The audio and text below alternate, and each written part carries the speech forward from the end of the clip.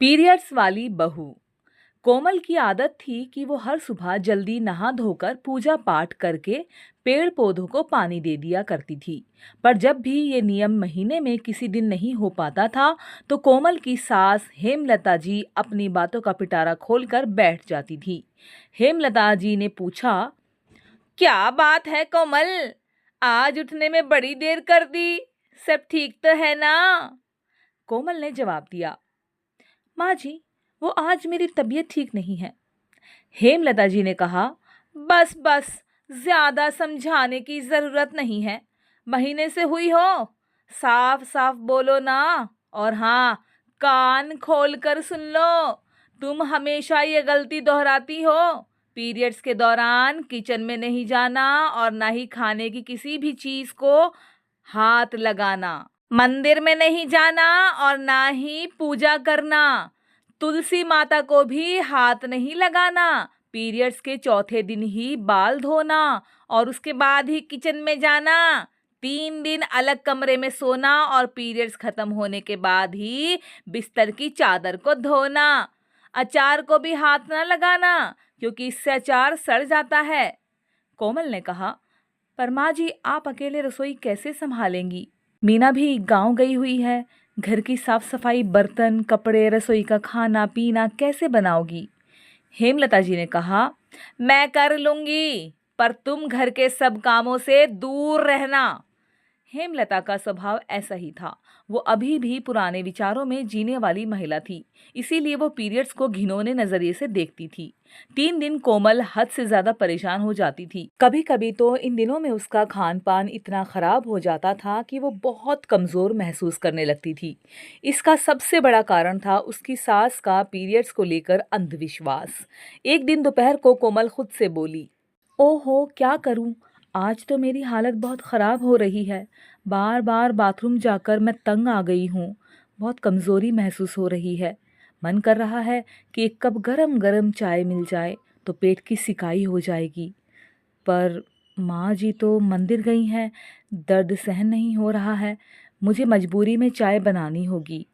कोमल की तबीयत बहुत ख़राब हो रही थी, इसीलिए वो मजबूरीवश अपने लिए रसोई में थोड़ी सी चाय बनाने के लिए जाती है। तभी हेमलता आ जाती है। वो इतनी तेज गुस्से में चिल्लाती है कि भरी हुई चाय की प्याली कोमल के हाथ से छूट जाती है। हेमलता सर पकड़कर बोलती है, हे भगवान, मेरी रसोई अपवित्र कर दी। मैंने कहा था ना, महीने से हो रही हो, रसोई के भीतर नहीं जाना। कोमल डरते हुए कहती है, माँ जी, वो मेरे पेट पे बहुत दर्द हो रहा था। आज दूसरा दिन है तो तबीयत ज़्यादा ख़राब है, सोचा चाय से थोड़ी राहत मिलेगी, आप थी नहीं तो। कोमल अपने पेट को पकड़े खड़ी थी। घबराहट में उसकी तबीयत बिगड़ गई और वो दौड़ती हुई कमरे में गई। हेमलता जी बोली, अरे कहाँ जा रही है? अब सारी रसोई को गंगा जल से धोना पड़ेगा। पता नहीं आजकल की बहुएं भी ना, अपने समय में महीने से होते थे हम तो हमारी सास सारा दिन कमरे में बंद रखती थी। सब कुछ जो खाना पीना होता था वो दरवाजे से ही सरका देती थी। तभी कोमल का पति गौरव आ जाता है। वो कमरे में देखता है कि कोमल बेहोश पड़ी हुई है। वो कोमल के पास जाकर कोमल को उठाता है। कोमल, आंखें खोलो। कोमल। पीछे पीछे हेमलता जी भी आती हैं और कहती हैं, क्या हो गया, इतना क्यों चिल्ला रहा है? अरे कोमल को क्या हुआ, अभी तो भरी चंगी थी। गौरव ने कहा, पता नहीं, मैं कमरे में आया तो कोमल बेहोश की हालत में दिखी। मैंने लेडी डॉक्टर को फ़ोन कर दिया है, वो आती होगी। तभी लेडी डॉक्टर आ जाती है। वो कोमल का चेकअप करती है और एक इंजेक्शन देती है, जिससे कोमल थोड़ी देर बाद होश में आ जाती है। डॉक्टर बोली, घबराइए नहीं, डरने की कोई बात नहीं है। कमजोरी और थकान के कारण कोमल बेहोश हो गई थी। कोमल ने डॉक्टर से कहा, डॉक्टर, वो मेरा आज सेकंड दिन है। तो डॉक्टर बोली, ओके कोमल, तुमने सुबह से क्या खाया है? कोमल ने बताया, डॉक्टर, मैंने तो सब कुछ खाया था। अभी थोड़ी देर पहले ही माँ जी ने मुझे दूध और फल दिए थे। डॉक्टर ने कहा, ओके गुड, जब इतनी अच्छी सासू माँ हैं फिर तो तुम बहुत किस्मत वाली हो, वरना मैंने तो बहुत घरों में देखा है कि आज भी पुरानी रीति रिवाज निभाए जाते हैं। बहुत सी पुरानी औरतें अपनी बहू को इन दिनों में रसोई में जाने ही नहीं देती। लेडी डॉक्टर जो बातें कह रही थी उसे सुनकर हेमलता अपने आप पर बहुत शर्मिंदा हो रही थी। कोमल ने उसके बारे में झूठ क्यों बोला था, जबकि कोमल ने कोई दूध फल नहीं लिए थे। डॉक्टर गौरव से बोलती है, गौरव जी, एक बार कोमल जब ठीक हो जाए तो क्लिनिक ले आइएगा, मैं कोमल का हीमोग्लोबिन टेस्ट कर लूँगी। बाकी कोमल, तुम अपनी डाइट का ख्याल रखा करो, हरी सब्जियां, ड्राई फ्रूट्स फ्रूट्स और बाकी सब तुम्हें खाना है। तुम्हारी सास भी बहुत अच्छी है। एकदम से हेमलता जी बोल पड़ती हैं, आप चिंता मत कीजिए डॉक्टर साहिबा, मैं अपनी बहू का पूरा ख्याल रखूंगी। डॉक्टर के जाने के बाद हेमलता कोमल के साथ बहुत प्यार से बर्ताव करती है। रात तक कोमल की तबीयत में सुधार आ जाता है। हेमलता जी बोली, कोमल बहू, ये टिंडे का मसाला जैसा तुम बनाती हो वैसा मुझे बनाना नहीं आता, जरा रसोई में तो आना। कोमल मुस्कुराई और बोली, पर माँ जी मैं।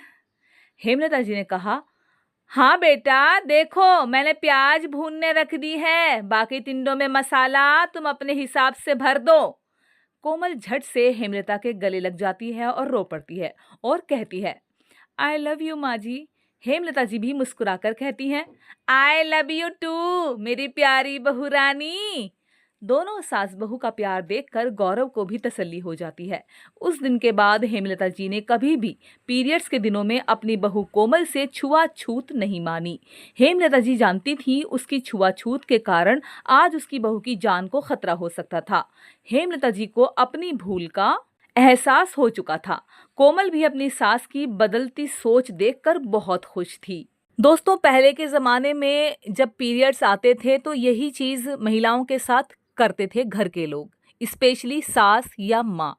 लेकिन आज इन चीज़ों के बारे में लोग समझदार हो गए हैं। ये कोई अछूत बीमारी नहीं होती है, ये एक प्रोसेस है जो हर महीने महिला को होता है।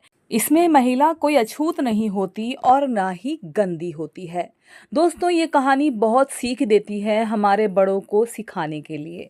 वैसे तो आजकल सभी लोग चेंज हो चुके हैं, सभी इस चीज़ से अपना जो एक उनका अछूतपन था उसको दूर कर चुके हैं, लेकिन फिर भी ये वीडियो ज़रूर से आप शेयर कीजिएगा। सो दोस्तों, ये कहानी अगर आपको पसंद आए तो लाइक ज़रूर करना और कहानी को शेयर भी ज़रूर से कीजिएगा। आनी ऑफिशियल कहानियाँ आपका अपना चैनल है, इसको ज़रूर से आप सब्सक्राइब कर दें और नोटिफिकेशन बेल भी ज़रूर से दबा दें ताकि आपको आने वाली मज़ेदार कहानियों की नोटिफिकेशन मिल सके।